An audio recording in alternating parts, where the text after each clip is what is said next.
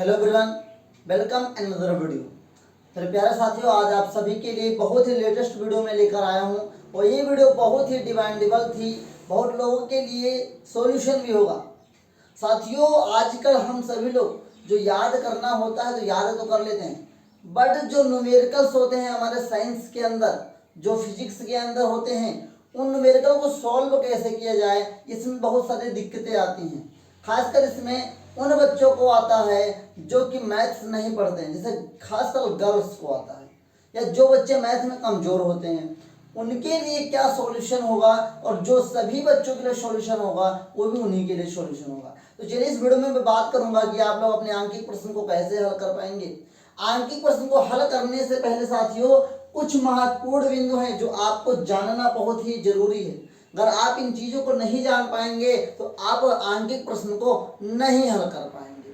तो चलिए शुरू करते हैं। आज ये मेरा पहला भाग होगा, आपका आंकिक प्रश्न को कैसे हल करें। सूत्र पे भी मैं बात करूंगा, तो सही से स्टार्ट करते हैं इस वीडियो को। उससे पहले चैनल पे पहली बार सब्सक्राइब कर लीजिए और वीडियो अच्छी लगी तो एक लाइक और शेयर के साथ अपना प्यार जरूर दीजिएगा। चलिए स्टार्ट करते हैं आज इस प्यार से वीडियो को। साथियों आज के इस वीडियो में सबसे पहले आंकिक प्रश्न को कैसे हल करें, उससे पहले आपको ये जानना चाहिए कुछ महत्वपूर्ण बिंदु। अगर आप इन बिंदुओं को नहीं जान पाएंगे तो साथियों आपको न्यूमेरिकल हल करने में बहुत सारा तकलीफ आएगा। तो चलिए शुरू करते हैं। देखिए लिखा है वस्तु की दूरी, तो साथियों देखिए वस्तु की दूरी को हम लोग यू से लिखते हैं। फिर लिखा है प्रतिबिंब की दूरी, प्रतिबिंब की दूरी को v से लिखते हैं। फिर लिखा है वस्तु की लंबाई, वस्तु की लंबाई को हम लोग o से लिखते हैं। फिर लिखा है प्रतिबिंब की लंबाई, प्रतिबिंब की लंबाई को I से लिखते हैं। फिर लिखा आवर्धन क्षमता, आवर्धन क्षमता को m से लिखते हैं। साथियों वर्गला त्रिज्या को कैपिटल R से लिखते हैं। अपवर्तनांक को स्मॉल n से लिखते हैं। आपतन कोण को I से लिखते हैं और क्रांतिक कोण को C से लिखते हैं। और देखिए साथियों फोकस दूरी को जब से लिखते हैं। फिर से एक बार मैं आपको फिर से रिपीट कर रहा हूं। वस्तु की दूरी u, प्रतिबिंब की दूरी v, वस्तु की लंबाई o, प्रतिबिंब की लंबाई I, आवर्धन क्षमता m, वर्गता त्रिज्या r, अपवर्तनांक n, अपतन कोण I, क्रांतिक कोण C, फोकस दूरी f। अगर ये चीजें आपको समझ में आ जाएंगी तभी आप उस चीजों को निकाल पाएंगे। तो साथियों अब इसके साथ साथ जो आंकिक प्रश्न को हल करने में हमारी मदद करता है वो होता है सूत्र होता है। क्या होता है साथियों? क्या होता है? सूत्र होता है। तो कुछ महत्वपूर्ण सूत्र के ऊपर मैं आपको चर्चा करके बताता हूँ।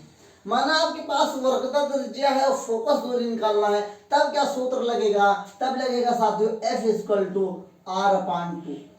पहला सूत्र आपका ये हो गया F=R/2। ये फार्मूला तब प्रयोग होगा जब आपके पास वर्गता त्रिज्या दे के रखी है और फोकस दूरी निकालना है। चलिए दूसरे फार्मूले पे बात करते हैं। माना आपके पास वस्तु की दूरी है, प्रतिबिंब की दूरी है और फोकस दूरी निकालना है दर्पण के अंदर, तो कौन सा फार्मूला लगेगा? तब लगता है 1/F=1/u + 1/v। इसे बोलते हैं हम लोग दर्पण का सूत्र। किसे बोलते हैं? इसे बोलते हैं हम लोग दर्पण का सूत्र। अब देखिए साथियों ये तो दर्पण के अंदर हो गया। अब यदि हमको इसी दर्पण के अंदर आवर्धन क्षमता निकालना है तब कैसे निकालेंगे? M=I/O -B/u। ये टोटल का माइनस होता है साथियों। इसे बोलते हैं हम लोग दर्पण की आवर्धन क्षमता। क्या बोलते हैं? दर्पण के लिए। किसके लिए? दर्पण के लिए प्रयोग किया जाता है ये। अब दूसरा सेगमेंट होता है, ये तो सारी चीजें दर्पण की हुए हैं, तो भैया हम लेंस में क्या प्रयोग करेंगे? चलिए लेंस के लिए आपको बता देता हूं। देखिए लेंस के सूत्र लगता है 1/F=1/v-1/u। ये होता है लेंस के लिए। किसके लिए होता है? ये लेंस के लिए होता है साथियों, विशेष ध्यान दीजिएगा साथियों। फिर लिखा है अगर लेंस के लिए हमको आवर्धन क्षमता निकालनी है तब कैसे निकालेंगे? तो लिखेंगे M=I/O V/u। यहाँ माइनस लगा था, यहाँ माइनस नहीं लगेगा साथियों। ये लेंस के लिए। किसके लिए? ये लेंस के लिए। ये लेंस के लिए। तो इस वीडियो में हमने आपको क्या सिखाया और आपने क्या सीखा। सबसे पहले कुछ महत्वपूर्ण बिंदु जैसे वस्तु की दूरी u, प्रतिबिंब की दूरी v, वस्तु की लंबाई o, प्रतिबिंब की लंबाई i, आवर्धन क्षमता m, वर्कता त्रिज्या r, अपवर्तनांक n, आपतन कोण i, क्रांति कोण c, फोकस दूरी f। फिर अगर कुछ आंकिक प्रश्न में जो दूसरा हमारा मदद करता है, अगर हमको सारा सेगमेंट पता चल गया तो हम कैसे सूत्र का प्रयोग करेंगे, इसके लिए मैंने सूत्र आपको बताया है कि जब फोकस दूरी निकालना हो और r/2 लगेगा, क्या लगेगा, r/2 लगेगा साथियों, अगर वर्कता त्रिज्या देखी रखी हो तब। अब अगर फोकस दूरी निकालना हो, वस्तु की दूरी, प्रतिबिंब की दूरी हो, तो दर्पण के लिए सूत्र लगता है 1/f = 1/u + 1/v। फिर आता है m = I/O - v/u, ये होता है दर्पण के लिए आवर्धन क्षमता। फिर लिखा 1/f = 1/b - 1/u, इसे हम लोग लेंस के लिए प्रयोग करते हैं। और m = I/O = v/u, इसे हम लोग लेंस के लिए उपयोग करते हैं।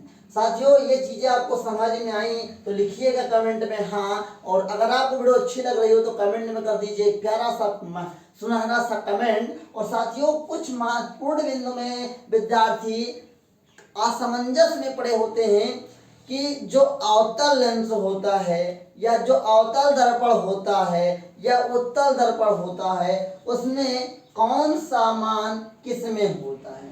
तो साथियों मैं आपको यही छोटे से स्थान में बहुत सारी चीज में बताने की कोशिश करूंगा। एक तरफ मैं लिख देता हूं अवतल, क्या लिख देता हूं साथियों, ध्यान रखिएगा, ये आपका अवतल होता है, ये आपका उत्तल होता है साथियों, ये आपका अवतल होता है, ये आपका उत्तल होता है।